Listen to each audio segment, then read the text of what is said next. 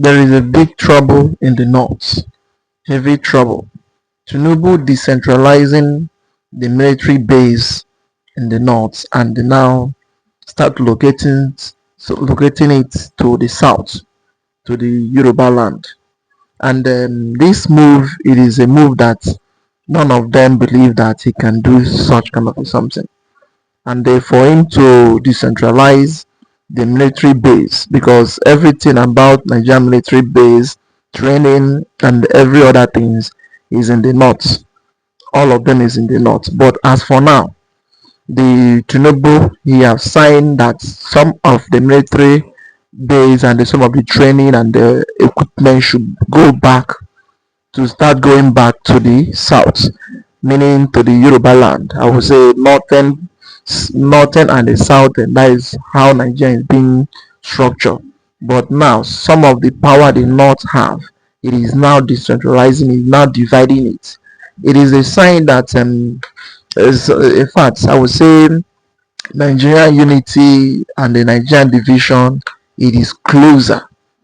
Yes, it is coming so closer because the North, they don't believe such kind of something will happen, and they don't think that Tinubu will just come and they remove some of the power they used to have, some of them down to the south, and that is what is affecting them now, and it give them so much trouble. Well, my people, I would like you to watch this our activists that explain everything according to what is really happening in the northern Nigeria and what they are facing as for now, because they don't believe such kind of a thing that Tinubu will do. That is why all of them is crying and they are shaking because they don't know the next step he will take again. So as you're about to watch, you need to like, subscribe, and share the video to go around the world for everyone to see the thing happening in Nigeria.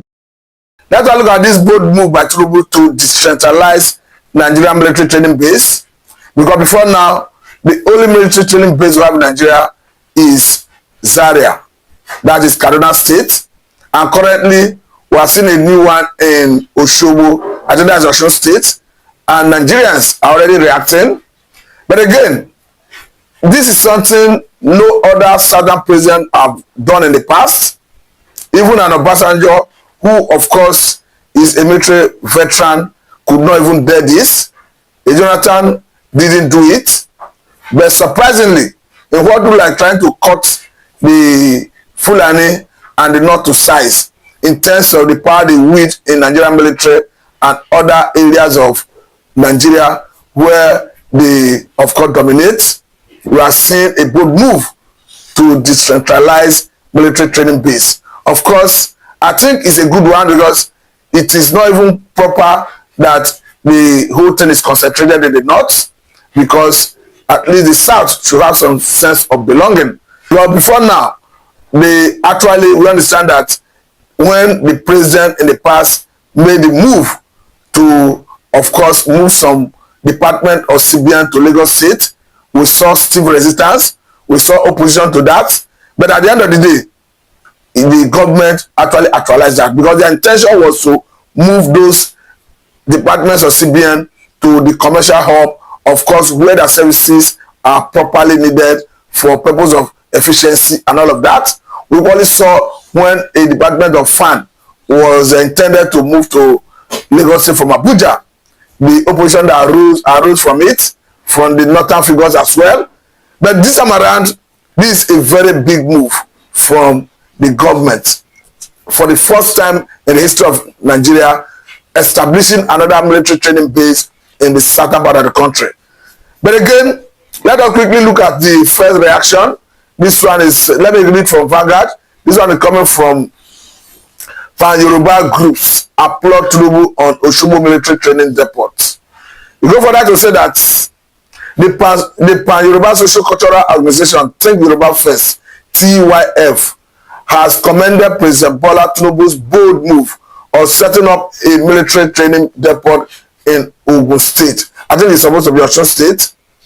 You go further to say that in a statement, the group public relations officer, Ogbeni Olugbenga Lewis, noted that it is dangerous for the country to place the entire architecture of military training in one region.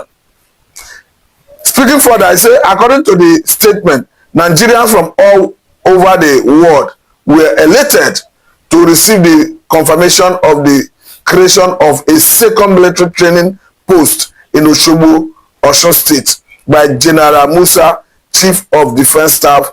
It is not only the first in Yoruba land, but also the first over outside Zaria, Kaduna State. I think this is landmark. Of course, this is the first time we are seeing such a development. But again, what this means is the monopoly of most of all these areas of life that the North hitherto control is now being decentralized. Because I think at some point, most of all these areas where the North have advantage, unfair advantage, let me put it unfair advantage, need to be corrected. Because if you look at the composition of Nigeria as an entity, you need to ask some question. In the first instance, how did we arrive at the composition of states in Nigeria? Because for me, it is not anything that was done through justice, equity, and fairness, because it was the military that actually created all the states as we have it, and they were using decree, and it was done on the basis of favoritism, not on the basis of equity, fairness, and justice. That would explain the reason you can clearly see the North having 19 states, as again the 17 that is in the southern part of the country. That would explain the reason you can clearly see the eastern part of the country having just 5 states, as against the 6 in other geographical zones, and I think in one of the geographical zones is having 7. You need to wonder and ask, on what basis is Kano having 44 local governments, Jigawa having 27 local governments, and Jigawa was carved out of Kano State. So if you put the two together, you are talking about 71 local governments. And this is an area that brings little or nothing to the federal coffer.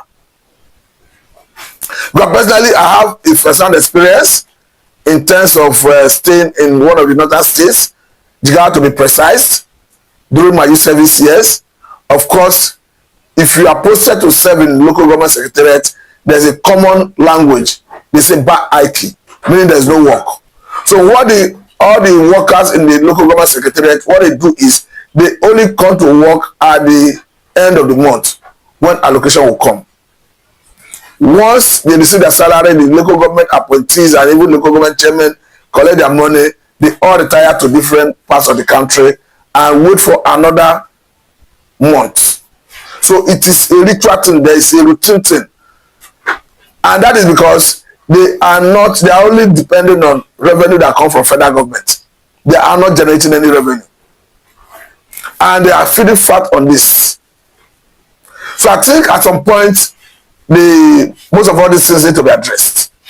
That is why when even the government came up with the idea of town reform bills, we were thinking that it was an avenue to address most of all those anomalies. But unfortunately, the North rose against it, and this time around, through their number in National Assembly, they were able to water it down to the point that all the areas they were not comfortable with, all the areas they felt that it is going to erode their revenue, they expunge it.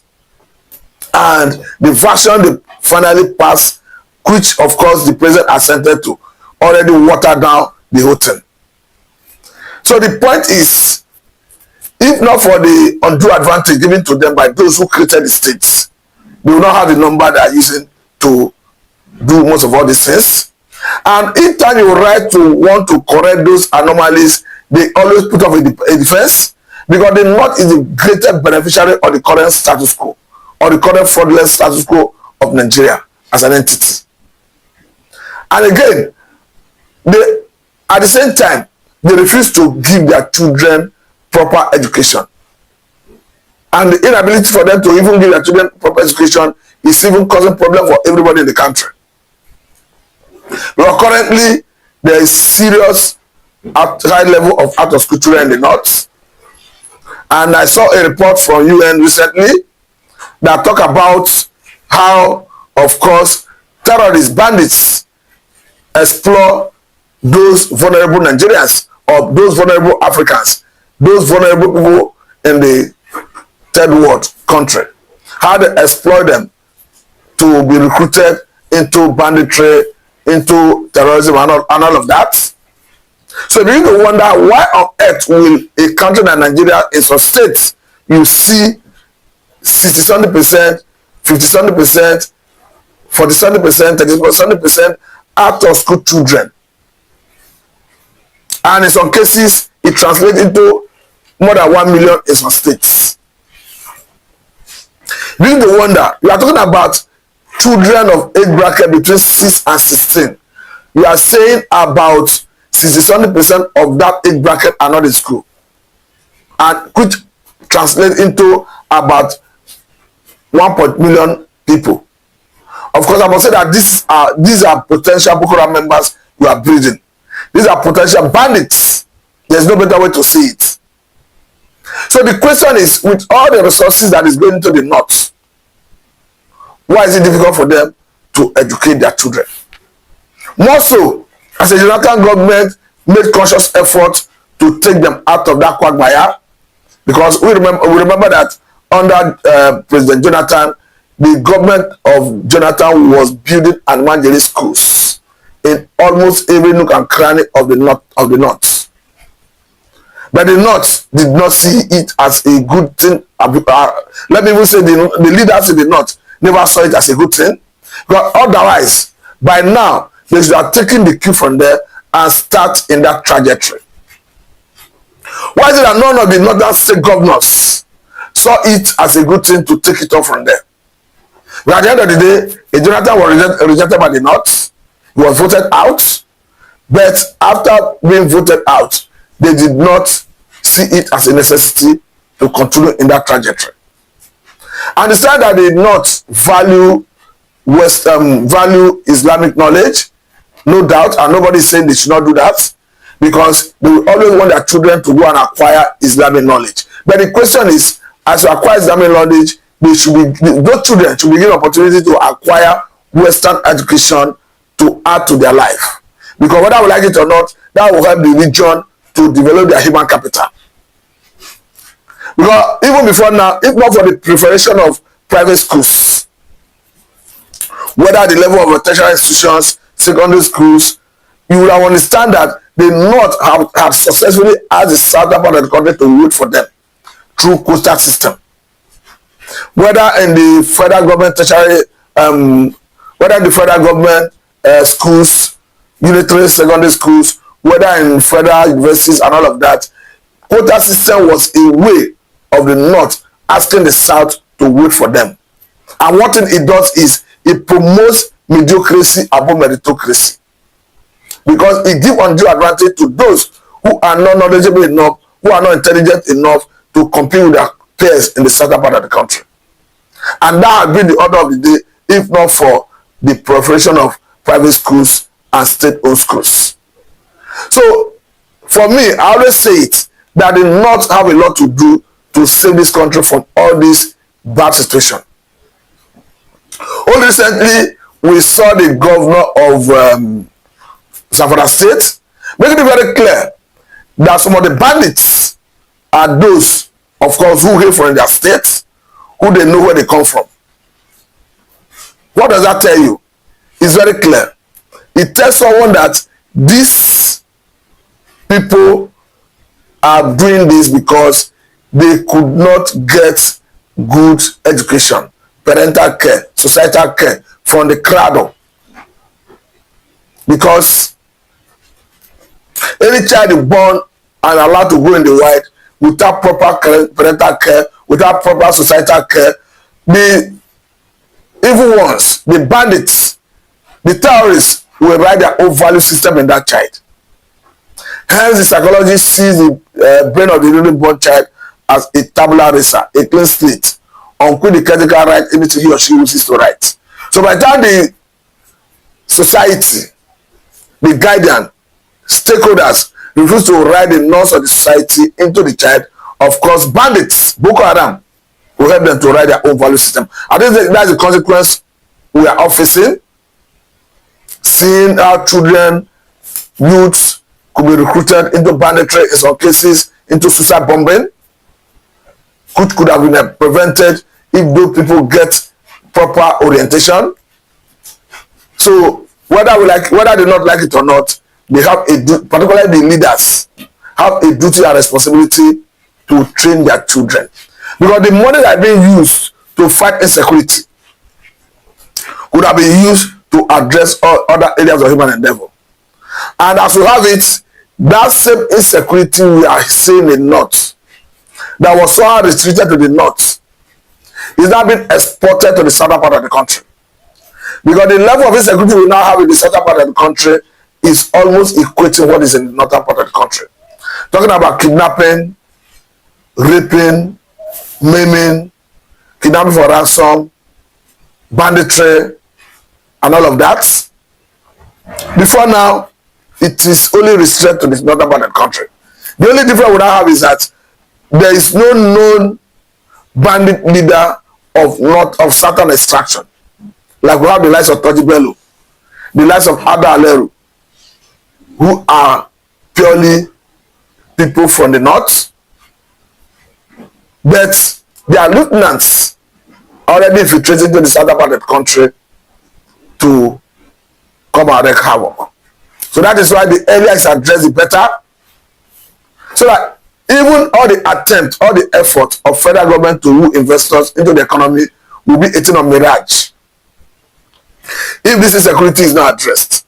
We are very clear that no investor will want to bring his money, his business, into an atmosphere of insecurity, into an atmosphere where kidnapping for ransom, kidnapping and killing is order of the day.